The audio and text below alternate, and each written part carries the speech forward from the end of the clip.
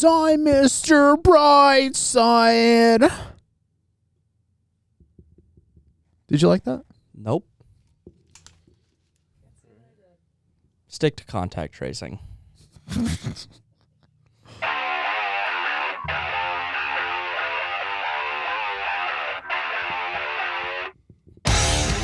Hello and welcome to the 17th episode of the Backburners. I'm Dylan Sherman. And I'm Sam Tiller, not damn Siller.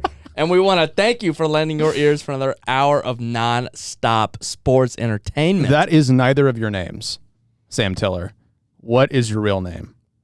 Rumple Suckleskin. Nobody is going to know what that means except for the people in this room.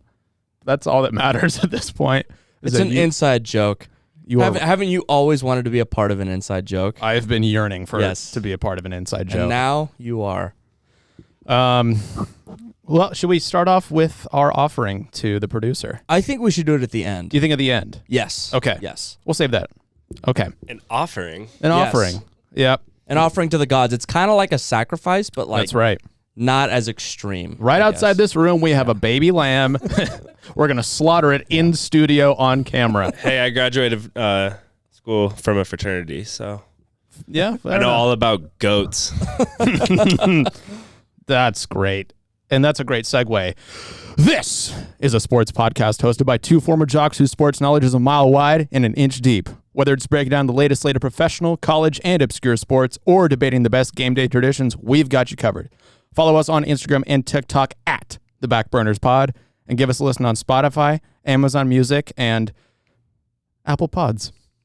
Thank you for that. I appreciate it.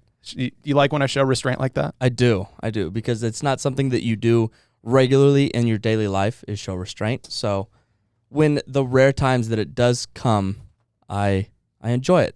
Well, that's what I've noticed that I'm always working on me. Mm. You know? What, you find that funny? You are, Chef? You are such a giver. You're always working on yourself to improve yourself and to improve others' lives, right? That's right. The people around me. Mm-hmm. That's what I do. Yep. Anyways, let's not focus on me for once. It's part of the fun, though. I guess it is, but leave me alone. Anyways, let's. We didn't do this last week.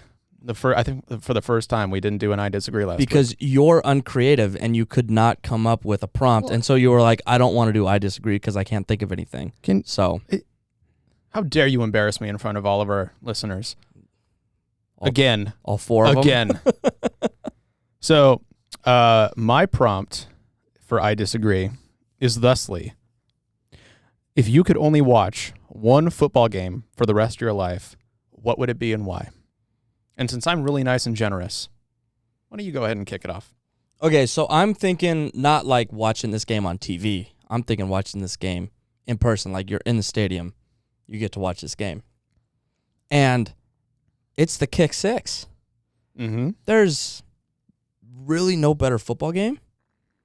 College football game. It's one of the greatest college football games of all time. Auburn, Alabama, November of 2013, rivalry game. It's always an electric atmosphere. In Auburn, Chris Davis, 109 yards off a 57-yard missed field goal by Alabama, takes it to the fucking house, and that place went absolutely berserk. To be in that atmosphere, I could relive that day over and over and over again. If you're in that stadium, there would be nothing else like it. SEC football at its absolute finest. It was a hard-nosed game. Auburn came back from a 14-point deficit. They scored first. They scored a touchdown in the first quarter, so it was 7-0.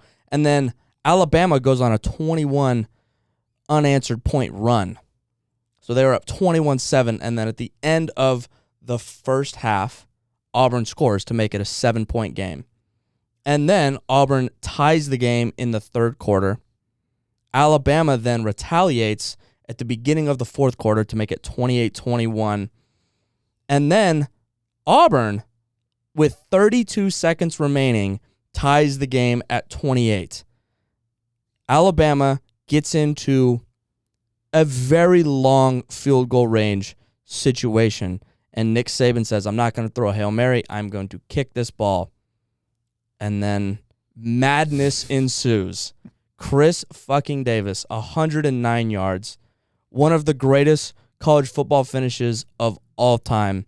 Every time I watch that clip, it gives me goosebumps, and it's one of the greatest radio calls of all time. It's insane. Yeah, it's one of those games where you remember where you were. I remember exactly where I was. I was at an Oregon basketball game because it was during it was November 13th. It was rivalry week. And I was in the concession line, and the game was on the TV, and I was in line as Chris Davis was running back, and people were going absolutely ballistic at an Oregon basketball game, not even at a football game. Yeah, it was a huge moment because Alabama was 1 and Auburn was 4.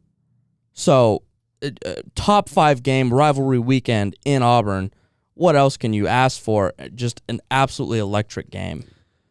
Yeah, I mean, I would say it's right up there with one of the greatest college football moments, games, plays of all time, and that call was pretty amazing too. Yeah, and I love calls like that where you have the home radio announcers calling games, because most of the time they're alumni of the school or they played for the school, and so they like have a connection and they just love it.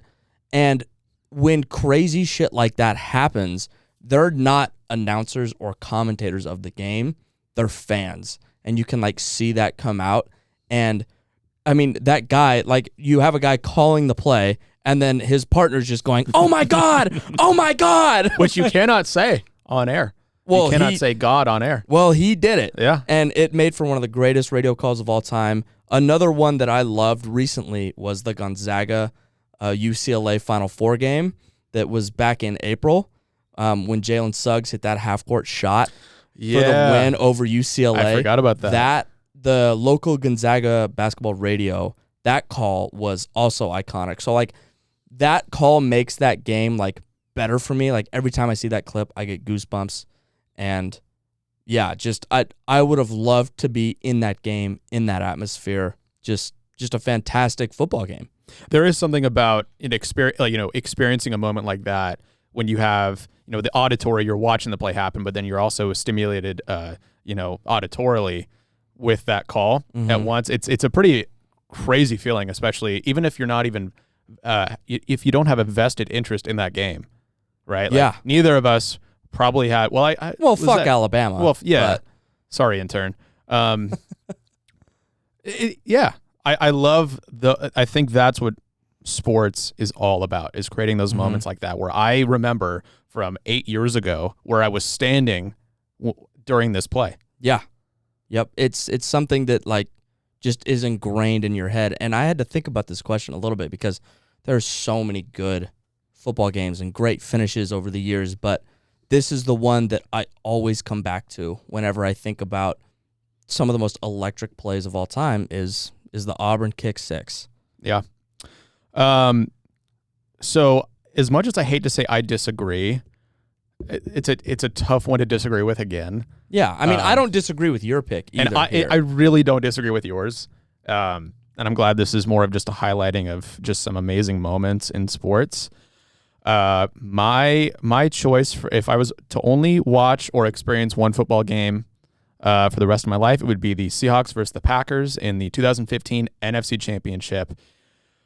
Talk about a classic Seahawks game, dude, where your blood pressure is spiking. You're thinking about calling 911 to take you to the hospital. Let me just kind of run you through the game. So, I remember the game. Oh, well, Trust me.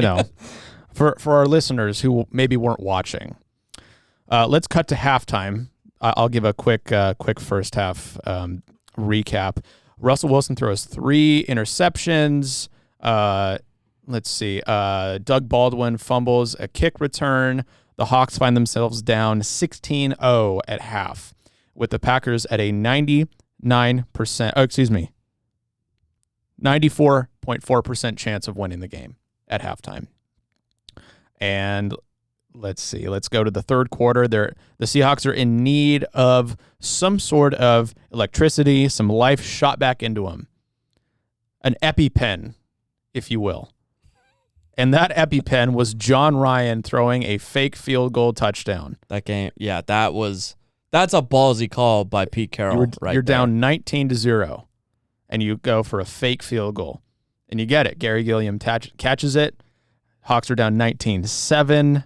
Also, the look on John Ryan's face. Oh, it's when great. Just watch that clip. Like he looked terrified when he was throwing that ball. It's a hilarious clip if you can find it on YouTube. Yeah.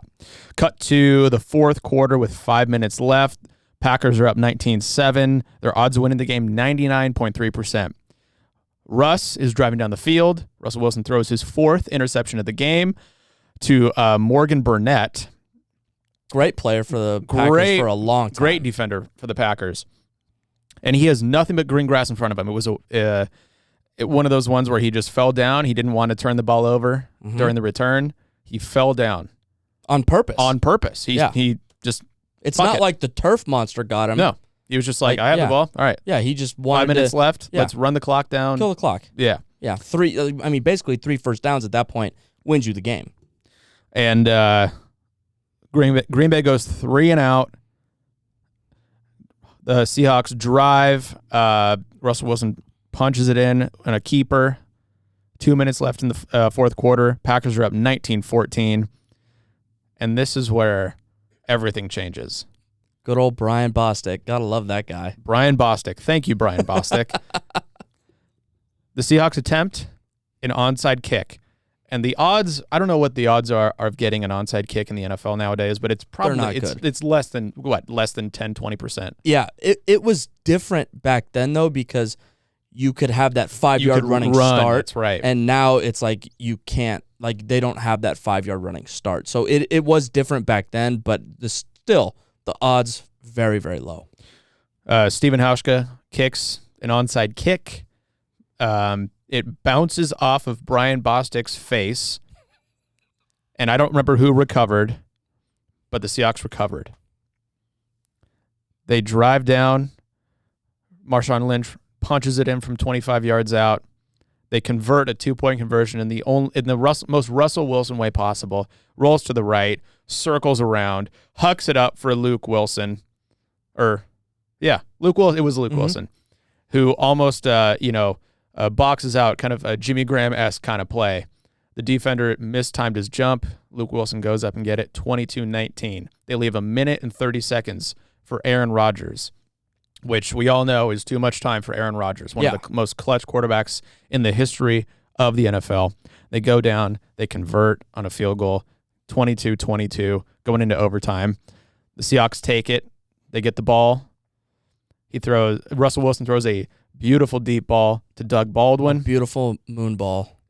I wouldn't say it was a moon ball. I would say he ran a fade. It wasn't a moon ball. It wasn't it's not the modern Russell Wilson moon ball. True. But it was a beautifully placed ball on a fade route, which sets up a 35-yard. Oh, that's the moon ball I'm talking about. Yeah. Yeah.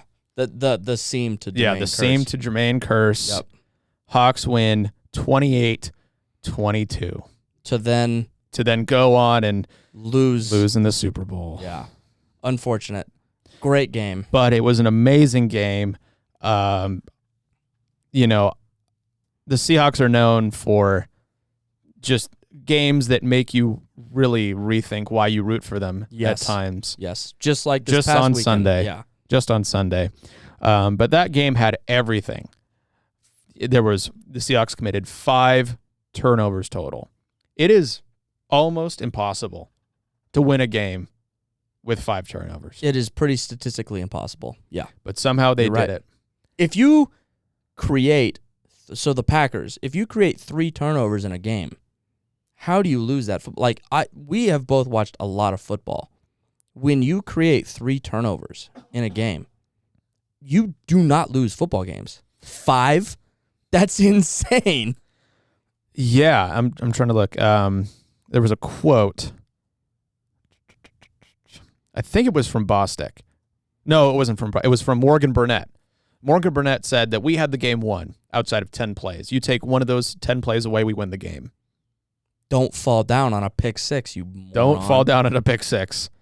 But that was my pick, just because it stood out to me. It's so typical Seattle Seahawks football. Mm-hmm. It was thrilling, frustrating, relieving. I wanted to call my doctor after the game to go get some blood work done. So that was my pick. If I could only experience one game, Yeah, Seahawks versus so Packers. just like you with my game, I remember exactly where I was. I was at home watching the game with my dad and then one of his really good friends that he works with, and he's a big Seahawk fan. And when that game was 19-7, we're like, this game's over. And then Morgan Burnett picks off that ball, and we're like, okay, this game's over. And then by the end of it, me and this guy my dad works with, who is one of our closest family friends, are just going absolutely berserk. My dad, a massive Packer fan, he has been his entire life, is just sitting on the couch, like, just shell-shocked. What the fuck happened? Yeah, I mean, we both made some very good choices. Yeah. But I do have to disagree with you here. I don't think the best, that this is the most exciting Hawks win of all time. Can I guess what you're going to say? Yes. Let me think. Most exciting Hawks win. Give me some hints. Is it regular season or is it It's postseason? postseason. And it's prior to this game. Was it the Vikings game? No. It was the same year as the Vikings game. I don't. It's the NFC Championship when we won the Super Bowl. The Richard Sherman tip. LOB. That game, I think that was a more exciting game just because division rival. So I do have to disagree with you on that part, but that was a great game. But if I was to choose a Hawks game, that would be the game that I want to go to. The 2015 NFC Championship against the 49ers. That was, the Packers was 2015. That was 2014. Oh, 2014. Yep. Yeah, I forgot. I totally forgot about that game. That's when LOB. Don't what did Richard Sherman say? He said, I'm the best corner in the game. And when you try me with a sorry receiver like Crabtree, that's the result you're going to get. Don't you ever talk about me. Yeah. LOB, I'm out. Yeah. And then he walked away, and Erin Andrews was the one that interviewed him. That's and right. She was not having it. She was shell-shocked, to say the least, but that was an electric game. So I disagree with you on that. Fair enough. So we have a very special intern report. As some of you know, we have taken on a new member of the Backburners Company, LLC Incorporated trademark. Yeah, we're starting an LLC. A multi-billion dollar global icon. Mm-hmm.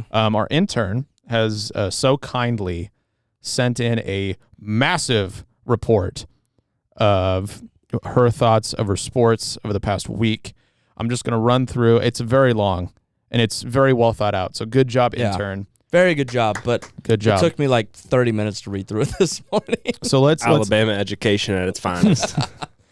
let's run through some of the her bright spots here, which there are plenty.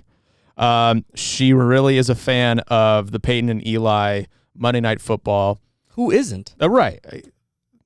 She thinks it's very smart that NBC and ESPN are creating contracts with quarterbacks in their last, year of their contract, so that they can start, entering in the media space. If you are a football nerd and you're not watching Peyton and Eli on Monday Night Football, like, you have to start. It's so good. They are extremely smart when it comes to football. Obviously, they have like 40 years of combined experience in the NFL. So how could they not have just this immense amount of knowledge? But on top of that, it's hilarious. They have such a great rapport. Obviously, they're brothers. But, I love Peyton. I've never been a huge fan of Eli, but Eli does a very good job. And it is so funny. It's so insightful. And the guests they have on are they've been able spectacular. They've gotten some great guests. Yeah, it's been 2 weeks, and they've had Russell Wilson, Brett Favre, Pat McAfee, Patrick Willis, Gronk, Travis Kelce. Dude, like, it doesn't end. It's so good. It's very well done. And I love it. It's the best thing ESPN has done in a very long time. Yeah, I would love to see the numbers and the disparity in the numbers between the regular Monday Night Football cast and then the Peyton and Eli cast and see. They have to do it every week. I think going into it, they weren't sure if they were going to do it every single game. They need to because it's saving ESPN. Because their commentators and their play-by-play callers just aren't very especially good. Monday night. Yeah, Monday night. They've been through a lot of shakeup. Yeah, like it used to be great when Gruden was there because it's John Gruden. He's just a very entertaining guy. Right. But now it's just like they just don't have that. They do great with college football, but the NFL, they struggle. And this is the best thing they've done for their NFL programming in a very long time, I think. Yeah. Let's see what else. Do you want to know the numbers? Yeah. Ooh, yeah. Wow. So for this week's Monday Night Football, let's see, when was this posted? September 14th. So I guess last week. Last week's Monday Night Football, the regular ESPN, like ESPN 1, 2, ABC, ESPN, or whatever, they drew in 15.3 million viewers, making it Monday Night Football's most watched Week 1 game since 2013. Which makes sense because it was the first Monday night with fans in a long time. And it was a great game. Yeah. Ravens-Raiders was a great game. And then additionally, the ESPN2 broadcast of Monday Night Football with Peyton and Eli Manning had 800,000 viewers on its own. That's surprising. So really not like nearly as much, but also it's like a secondary broadcast. It's not true. It's not the main Monday Night Football, I guess. And it's a new thing. It is new. But for being new, though, I mean, that's pretty good numbers. I mean, I guess it's not like over 1 million. I mean, when you're comparing it to 15.3, it's nothing. But I mean, it's a pretty damn good start. So that's absolutely shocking to me. I feel like it's more for like the football nerds like me and you because they're talking about like how defenses are playing them. Like basically last week, or I guess yesterday, versus the Lions Packers game, they were like the Lions are running cover 2 because they're trying to entice Aaron Rodgers to throw deep. And they played cover 2 like the whole game. And then after the game, Aaron Rodgers was interviewed and he's like, yeah, they played cover 2 all night long. And so we just had to be patient with him and we just like ran all over him. So Peyton and Eli told us the game plan in like the first 5 minutes of the game that they did the entire night. And so, like, it's for more of, like, the analytical, like, football nerds, I guess. Yeah. Well, I think it's going to continue to grow because it's so I think it's going to be a entertaining. massive hit. I mean, obviously, as a football nerd, like, I would much rather watch Peyton and Eli than any other broadcast. They're very entertaining. Let's see what else. She was talking about the Alabama-Florida game. She said, sheesh. She said it was a heart attack all the way till the end. Alabama's defense is piss poor. They were underprepared, and they need to come in with a competitive mindset for the start of the rest of the conference slate. Listen, Alabama was not underprepared for that game.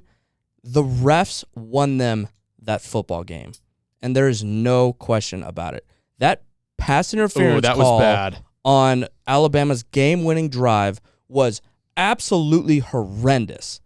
It was so bad. Alabama did not win that game. The refs won that game for Alabama. It was so bad. Let's see what else. The Sunday night game, Ravens-Chiefs. She said in all caps, 2 interceptions in the first quarter from Lamar. Are you kidding me? He played great, though. He did. Take out the first quarter. He played great. Yeah. And the Chiefs are no longer first in the AFC West. So who is? Did she give context to that? I think it's the Raiders. Aren't the Raiders 2-0? Is she saying like this is like in her opinion they're not the best in the AFC? Well, in the division, I would say. Isn't because they're not because the Raiders are 2-0. Right, but she's talking about the AFC conference as a whole. So I'm saying, is it like she's saying that the refs are not the Chiefs are not the best team in the AFC anymore, or that they're behind the Raiders? I would and assume the they're Broncos? probably behind the Raiders and the Broncos in the division. Okay, well, that's not gonna last the whole season. I know. She was talking about the Seahawks game and how undisciplined the Seahawks were with the taunting. The Bills shut out the Dolphins. Yeah, but Tua got hurt. Let's see. Baseball. Even though Sam thinks baseball sucks, Mariners sweep against the Red Sox was huge. The A series is going to be something to watch. And then I'll save her line of the week and her mom's spaghetti for later. Okay. So that was the intern report. Thank you, intern. Very comprehensive. Excellent work. Very comprehensive. Very good. And speaking of, we're going to save that. How about this day in sports history? Can I kick it off? Yep, go for it. On this day, September 21st, 1991, USA Basketball announces the Dream Team for the 1992 Olympics. And if you are an idiot and don't know who the Dream Team is, I'll tell you. The Dream Team was the assembly of the greatest sports team in the history of the world. Let me just tell you who was on that team, okay? Let me just entice you. Charles Barkley, Larry Bird, Patrick Ewing, Magic Johnson, a guy named Michael Jordan. Who? Michael Jordan. Oh, okay. Oh, the guy from Fortnite? No. He was the guy from Space Jam. Bugs the new Bunny? one? He was the actor from Space Jam. Oh, the rabbit. Yes, the rabbit. Bugs Bunny. It was Bugs That's Bunny. what I said. Yeah. Oh, No, gotcha. yeah. Karl Malone, the mailman. Chris Mullen, one of the greatest shooters of the 90s. One of the greatest flat tops. Arguably the greatest flat top of the 90s. Yeah. Scottie Pippen, David Robinson, John Stockton, Clyde the Glide Drexler, and the whitest, most hated basketball player on the planet, Christian Laettner. Fuck that guy. Such an asshole. Interestingly, the head coach of the Dream Team was the Detroit Pistons coach, Chuck Daly. Yeah. And who was left off on the team was Isaiah Thomas, which was highlighted in The Last Dance. And he's still mad about it. And he's still salty. And also who was left off was Shaq. Shaq was a rookie, and they picked Christian Laettner over Shaq. But so on June 28th, 92, they opened up with the Tournament of the Americas. They went 6-0 and averaged. They won those games by an average of 51 points a game. And then they continued to dominate in the Olympics in Barcelona. They finished 8-0 throughout the Olympics. They won those games by an average of 43 points, and they beat Croatia 117-85 in the gold medal game. And also during that game was the whole storyline of Michael, Jordan, and Scottie were beating up on Tony Kukoc. Oh, yep. Because Tony Kukoc was going to be playing on the Bulls that next season, and Scottie and Michael wanted to show up. What was that dork's name? The GM. Oh, I forget his name. Not Reinsdorf. No, I don't know. That little dweeb Yeah. who was the general manager of the Bulls, who basically dismantled, again, one of the probably the second greatest compilation of players that has ever walked the earth. A very significant, a huge legacy, and something to be remembered. And there's a reason we still talk about the Dream Team. Yeah, it was the greatest team ever assembled. I mean, like when they say Dream Team, it literally was the Dream Team. That's like the golden age of basketball.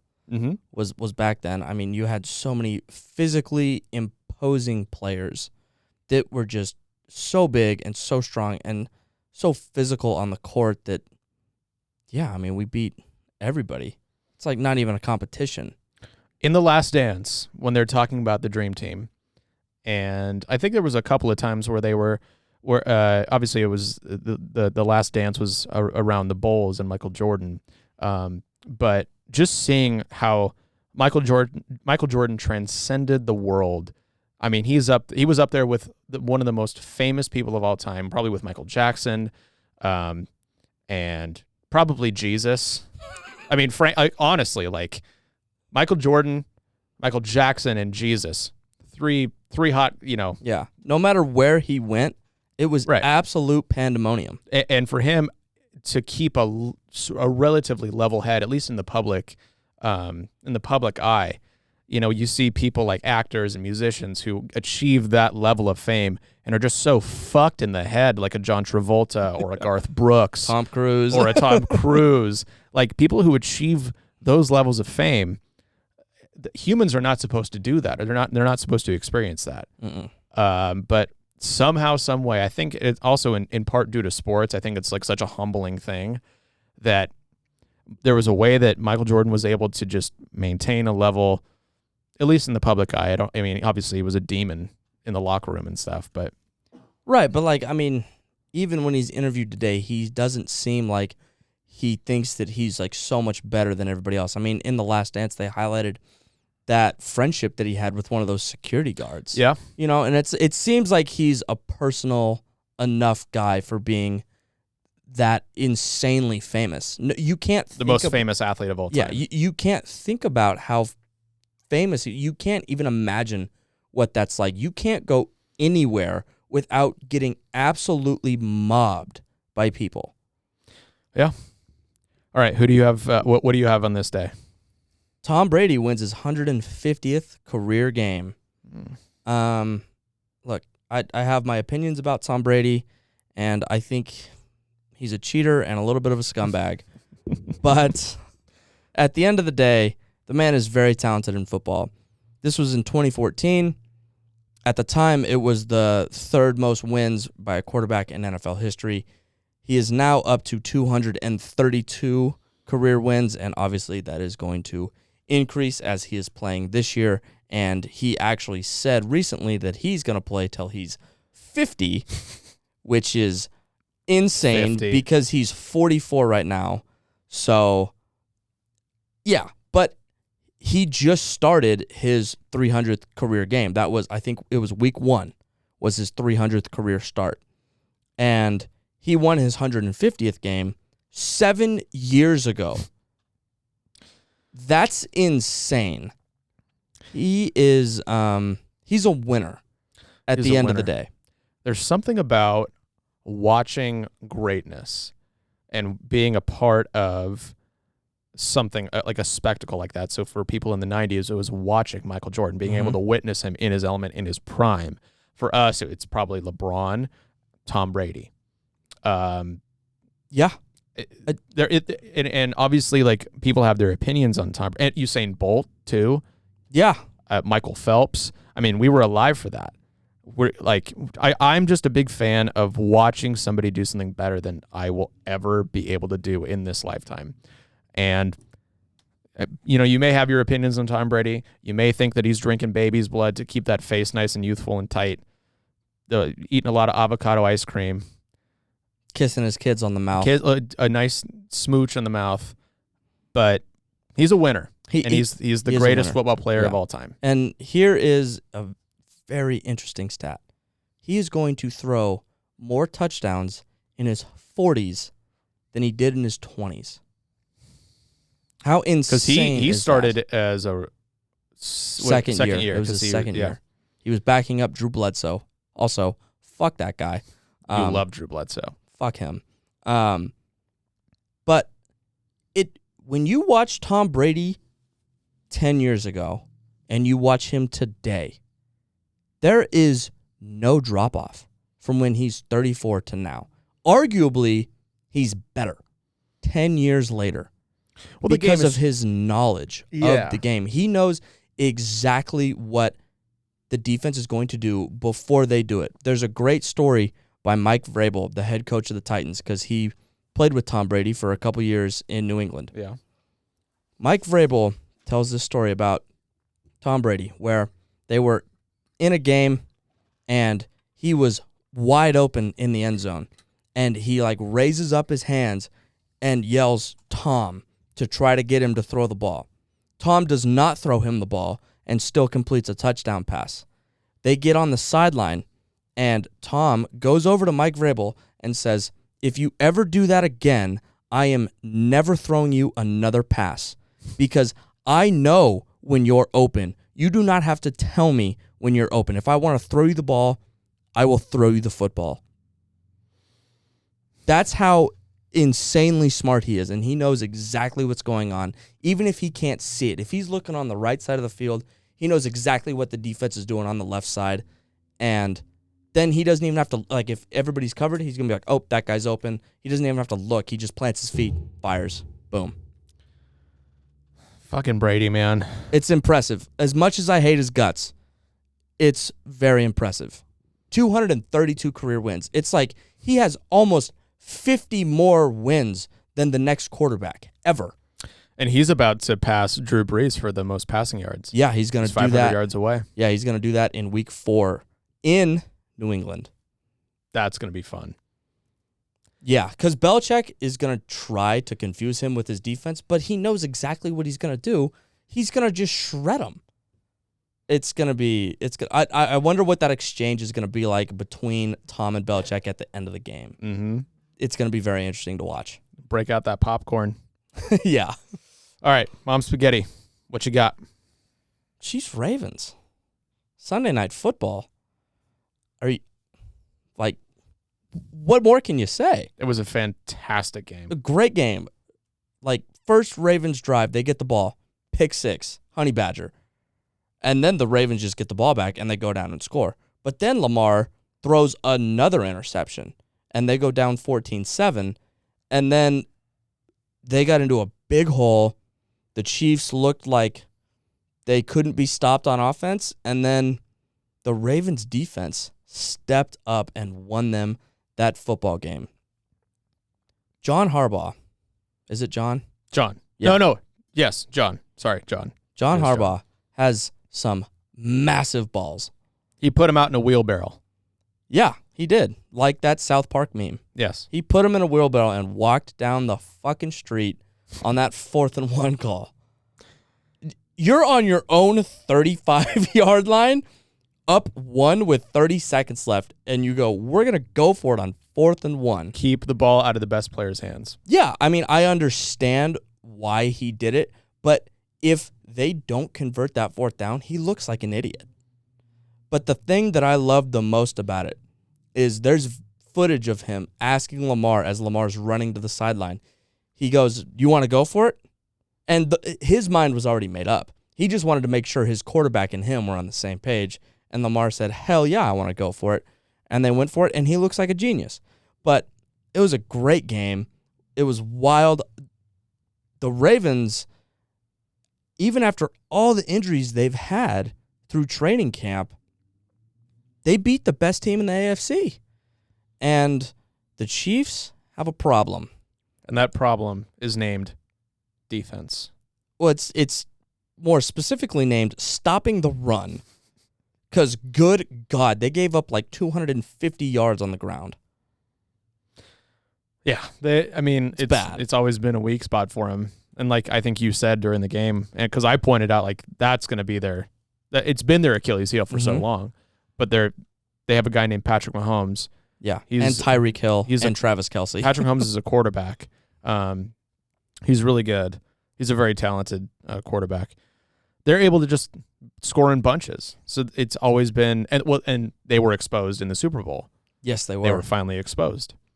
That defense is going to be a problem. Mm-hmm. The AFC is going to be anybody's game because the Raiders beat the Ravens beat the Chiefs. Yeah, the AFC is very top heavy. There are very good teams at the top, but then like the meat of the division isn't great. But you have the Chiefs, the Bills, the Ravens, and I'm going to throw the Raiders in the top there right now because they look very good. Mm-hmm. Their defense is much improved from last year. So shout out to John Gruden because he's had his doubters, he's had his haters, but he's put together a damn good football team down there in Las Vegas. Knock on wood if you're with me, man. I'll tell you what. We're going to run that Spider 2Y banana. Spider 2Y banana, man. Yeah. Fantastic game. Fantastic game. So good. Very entertaining. That's what Sunday Night Football should be. It should not be the Rams against Bears. The fucking Bears. Like, are you serious? Yeah. Sunday Night Football is always the best matchup of the week. That's what it was this weekend, and that's what it usually is. It's generally the best game of the weekend. Everybody watches it. National television. Al Michaels, Chris Collinsworth, Carrie Underwood. Yes. It's a win all around. It's a big win. All right, my mom's spaghetti, the Fresno State Bulldogs and the UCLA Bruins. Pac-12 after dark. The Pac-12 had a rough weekend. They had a rough one. and specifically UCLA, because now they're in a weird position of we don't know what to think about them because they kicked the shit out of LSU and they just lost to Fresno State. Yep. Let me tell you, Fresno State is a talented football team. That quarterback is legit. Jake Haener threw for 455 yards, including the game-winning touchdown with 14 seconds left. There were 4 lead changes over the final 7.5 minutes. The Fresno State had a 23-10 lead at halftime. Jake Haener threw a 19-yard touchdown to put Fresno State back in front, 33-30, with about 3 minutes left. The play before that touchdown, he was rolling out to the right and got sandwich crunched between 2 Bruin defenders, took a big shot to the ribs. He was wincing in pain, like he was down for a little bit. Let's see. Yeah, Fresno State scored with 2 minutes and 55 seconds left. And then UCLA gets the ball. They take the lead with 54 seconds left. And then a guy named Jake Haener goes down with his big fucking balls. 14 seconds left in the game. Throws the game-winning touchdown. It was electric. Not good for the Pac-12. No, really bad. Very bad. The Pac-12 had a no good, very bad weekend. Yeah. Let's see who lost. Arizona State lost. Utah to a very lost. Talented BYU team. Yes, BYU is legit. Yep. So I mean, it's bad that they lost, but it's not like they lost like Arizona. Arizona has like a 12-game losing streak. Well, it's longest. Arizona. They lost to NAU. Who? Northern Arizona University, the Lumberjacks. Let's see. Is that even like an FCF school? I have no idea. I'm trying to think who else lost. USC law? No, they they won. I mean, they blew out Wazoo, but Wazoo's trash. Jackson Dart, somebody to watch. Yeah. There's a conspiracy theory out there that Keenan Slovis did not actually get hurt. That's what the intern said in her notes. Yeah. She said that Keenan Slovis got quote-unquote hurt during the game. He did not get hurt, and that they just pulled him for the freshman, Jackson Dart. Let me see. Let me see what the intern has for Mom Spaghetti. Did she say? Oh, her Mom Spaghetti was the whiteout game, the Penn State-Auburn game. Yeah. It was a great atmosphere. It was a crazy game all the way to the end, and the perfect definition of what college football should be like. That whiteout was something else. The whiteout is always something else. It is the single best game atmosphere in college football, and it's not even close. It really is. It's something to watch. They go insane. They do. It was very fun. Just, I mean, as a lover of the game of football, and especially this year with having so much meaning because we have packed stadiums. Mm-hmm. We were deprived of that last year. And when you get a group of college kids in that environment with that meaningful night of a whiteout, it was something else. And we talked about the Virginia Tech entrance a couple of weeks ago. Same thing. Yeah, but it's not even close to Penn State whiteout. I'm just saying that the idea is the same, that there's so much. It's so extremely different with fans. Yes, it is. Home field advantage is a very real thing, and you did not experience that last year. The crazy amount of false starts across college and pro with fans back in the stands. So, the great thing about Penn State whiteout, they're thinking about doing it again. That's right. This year. They have Michigan at home, I think sometime in November. And yeah, they're thinking about doing it again. So we may get 2 Penn State whiteout games in the same year. It'd be something to see. It's the most electric college atmosphere. That game, like not Penn State as a whole, that game specifically. If there's, like, I have a bunch of sports games that are like bucket list items. That's at the top of the list. Going to that game, whoever they play, it doesn't matter. It's usually against Ohio State or Michigan or in a big out of conference like it was this weekend in Auburn. But that is something that if you are a football fan, you have to go to. Okay. Right now, let's list off.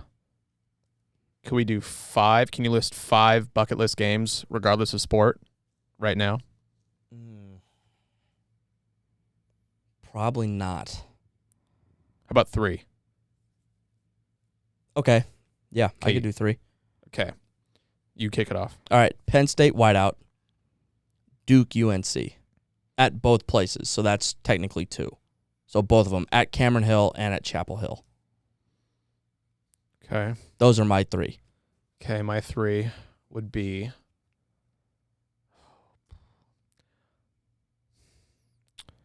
I would have to go... Oh, shit. This is really hard. I would have to do Yankees, Red Sox, either in Yankee Stadium or Fenway, because I would be happy either way. Yeah. I would go Michigan Big House. I would go Michigan, Ohio State in the Big House. Yep. And I would go... What's another big rivalry? Auburn, Alabama. Duke, UNC. Oh, man.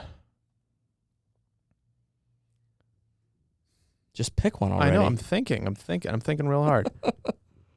How about Augusta? I want to see the Masters. Okay, yeah, that's a little different though. It is. That's not like rivalry. But no, yes, but like I mean, it's a bucket list sports thing for me. So yeah. Masters, I 100% agree. Yankees, with that. Red Sox in either stadium, and Michigan Big House, Michigan, Ohio State in the Big House. Yeah, Masters is for sure in my top 5. That'd probably be my 4th. Yep. Now we get to the most contentious part of this episode, and it's line of the week. So we're tied. No, we are not tied. Yes, we are. Let me explain to you people, and I'm going to keep my butt down, Fabio. I'm going to really try. Lean back. He told me, Fabio told me that I need to keep. I zoomed out. I gave you a little room. You gave me room to operate? Yeah. Great. Okay. Let me just explain to you people what's going on here. So last week we talked about doing a little competition for line of the week, right? Just like they do on every, football pregame show. They each pick a game, and at the end of the season, whoever has the winning record gets a fucking cake. And we're doing that here on the Backburners. Let me just lay out what happened.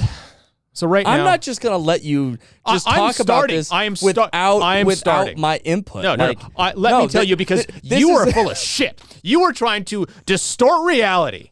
Okay, you're trying to distort reality. No, it is not an open discussion because you are out of your fucking mind. Let me speak. No, you're not speaking. Because you're not. Because you want to sit up in your chair and look at the camera and not look at me because you're scared to look in my eyes when look at me. I'm not scared right now. I'm looking at you in your fucking eyes. You're just gonna look at the camera instead and not let me speak. This is not what this is. This is like because I don't like to see people distort reality the way that you're doing it.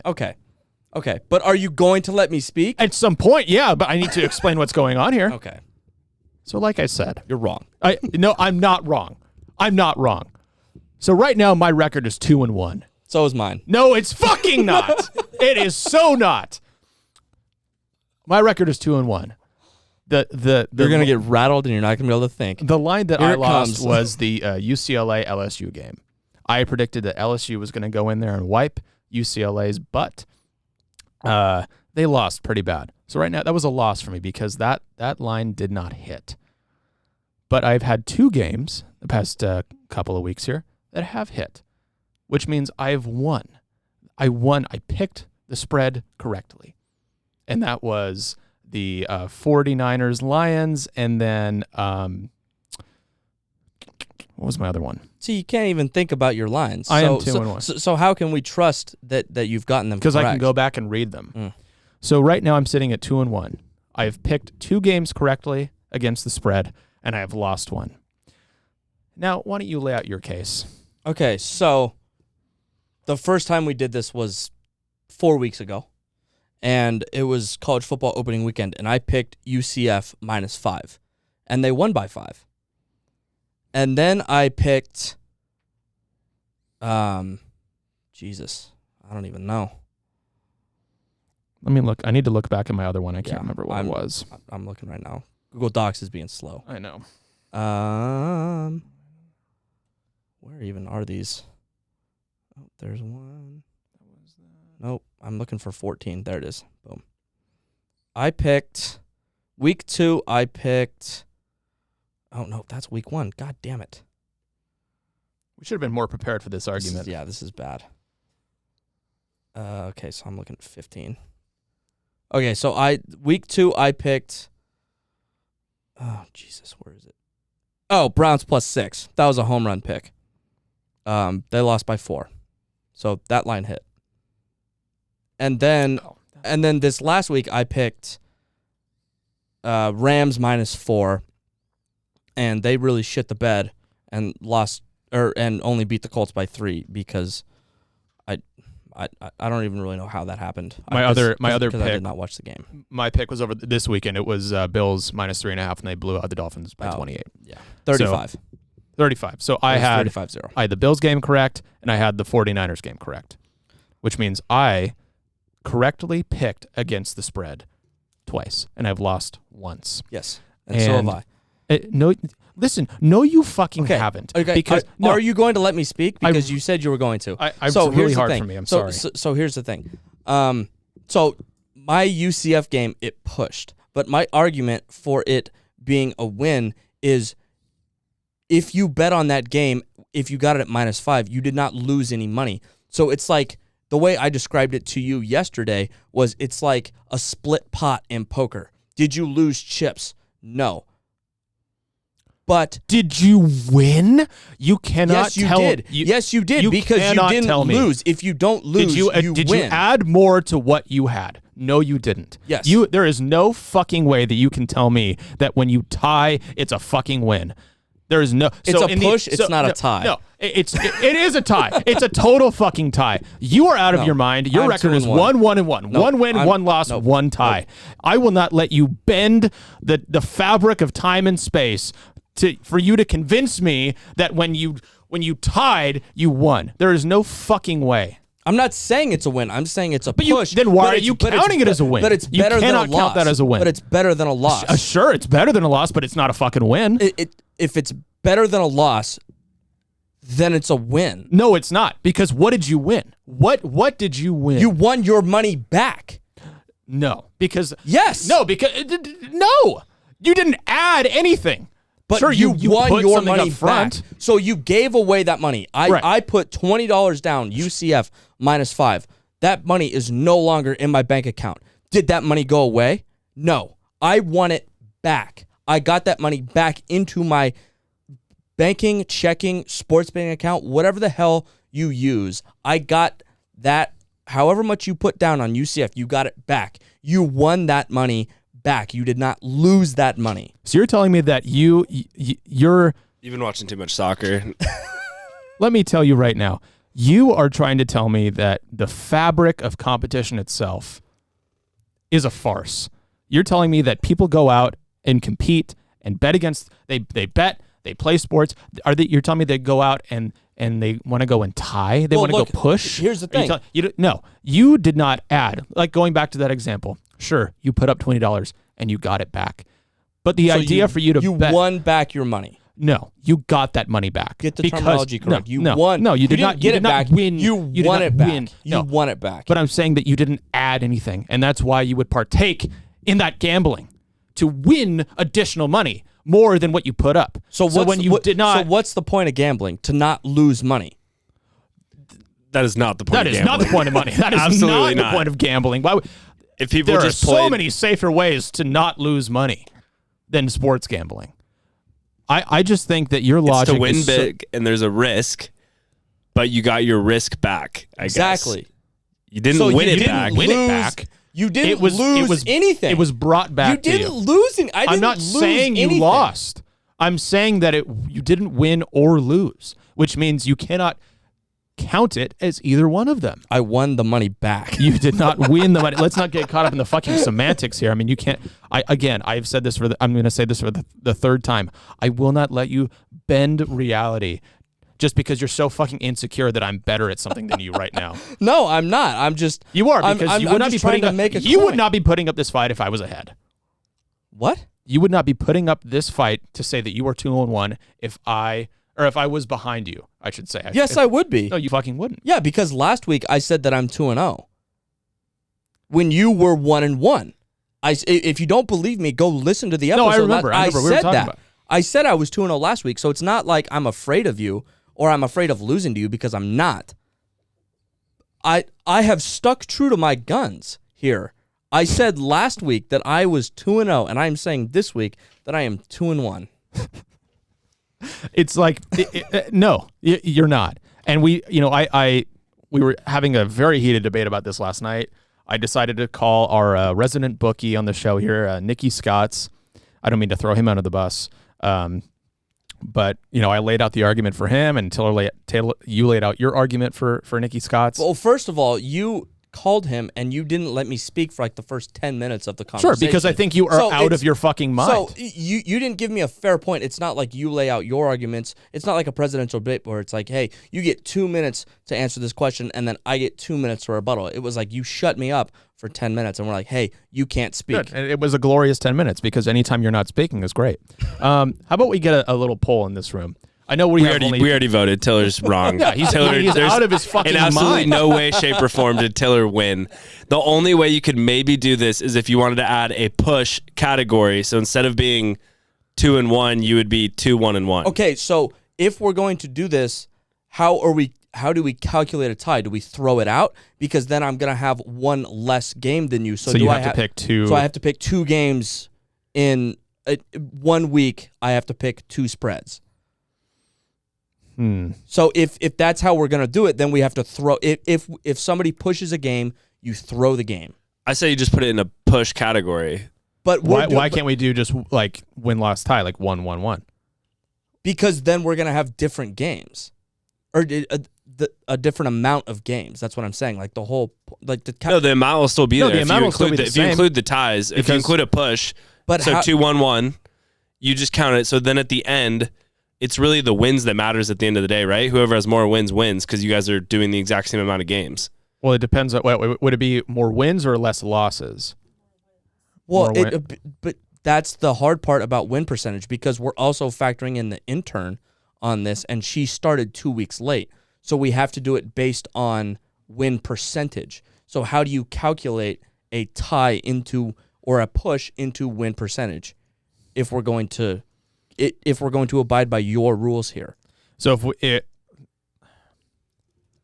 problem with that is, let's say it's the last week of whatever until we end this, and the game gets pushed to one of the. But the other thing is, like, a lot of lines aren't like 4 or 5. So they're like 4.5, 3.5. Like, so this says they usually do halves. In sports, a winning percentage is the fraction of games or matches a team or individual has won. The statistics is commonly used in standings or rankings to compare teams or individuals.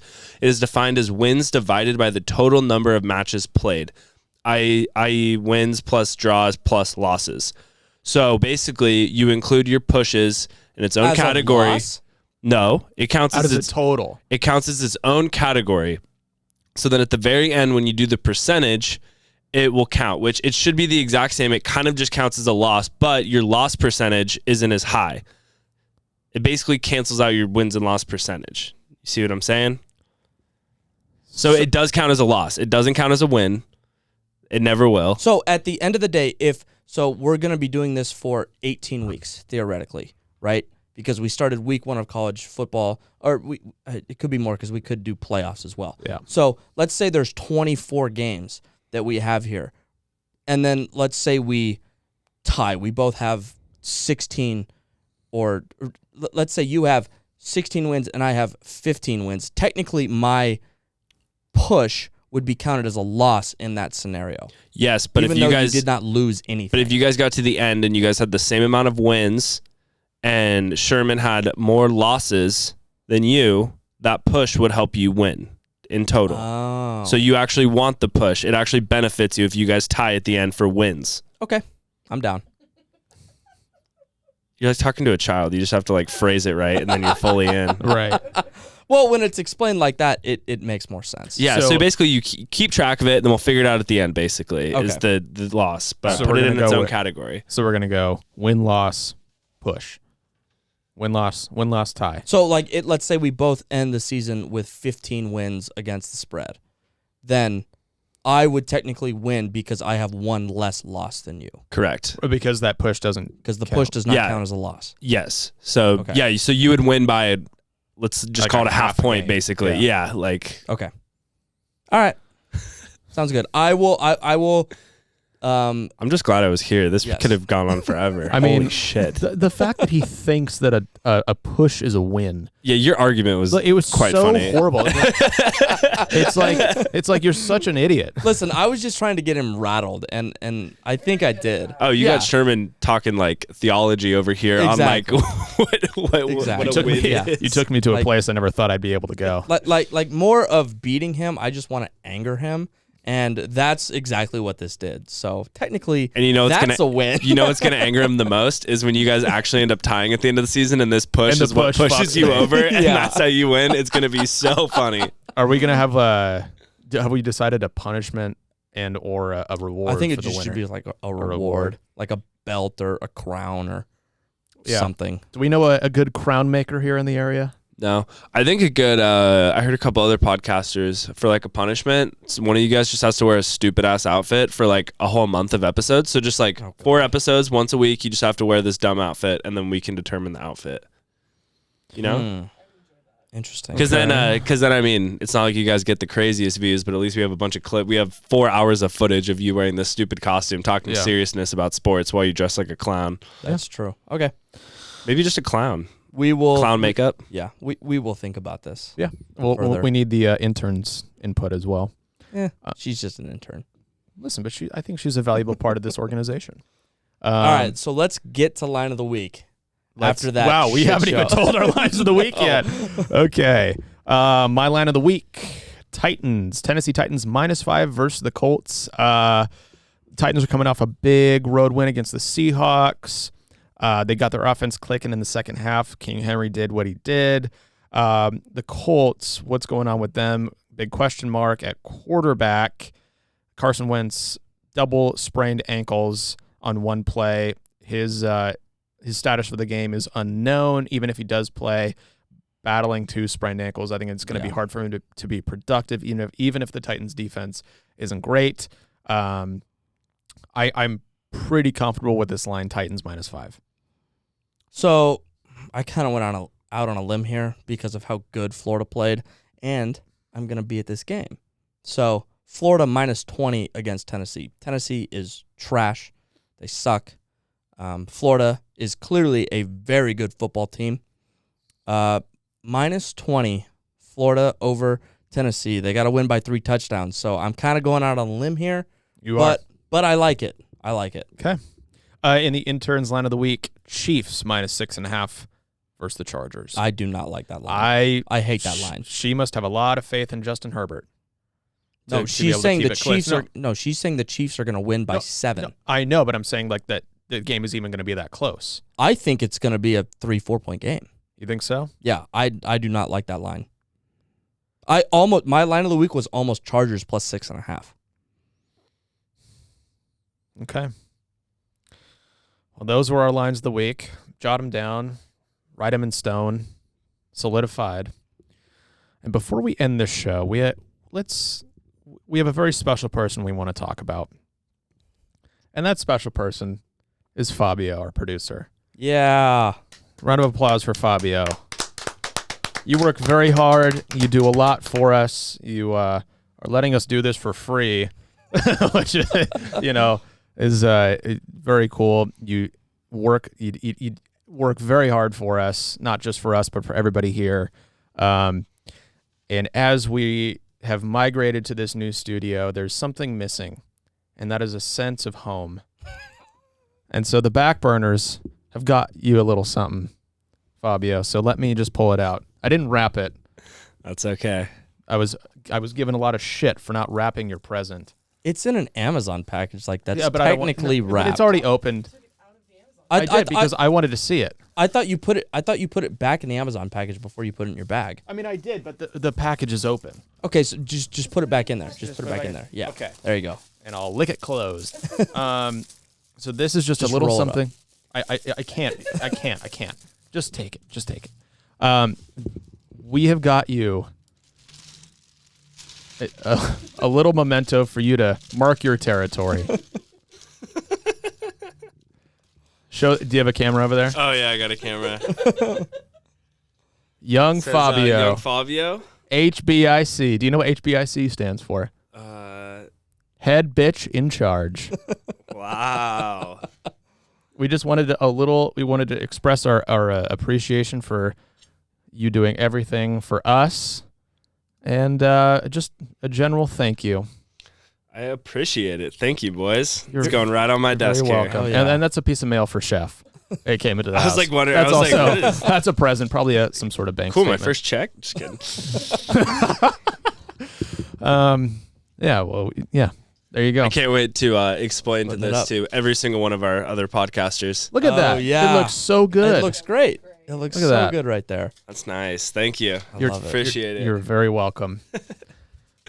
Well, we are running long. Let's get out of here. We are running long. I'm famished. I'm so hungry. Oh, wait, real quick. I just have one thing. I saw this video like right before you guys started. Did you guys see the video of McGregor throwing the first pitch? Oh, my God. Oh, it's so bad. One of the worst first pitches of all time. It's him, 50 Cent. I'm just so not surprised either. Like, yeah, he can hit pretty hard. There's no way that guy's any sort of hand-eye coordination. Like, I mean, outside of punching, but like throwing a basketball or like... He's gonna bend it and distort it. He's going to be like... you know, when my goal was out there to hit the brick wall, and I fucking hit it. I did. You know, like, no, come on, it was hit great. the glove. It was great. He was trying to say he wasn't beefing with MGK either, and he threw a fucking drink at him. Yeah, and he was trying to say he was like, I don't even know who that guy is. He doesn't even know who I am, and I'm like, oh, sure, dude. Was that at the Met Gala? Or was that at the Emmys? No, it was at the MTV Awards for for VMAs. VMAs. Yeah, all good stuff. Who cares about all those stupid ass award shows? God, who watches that shit?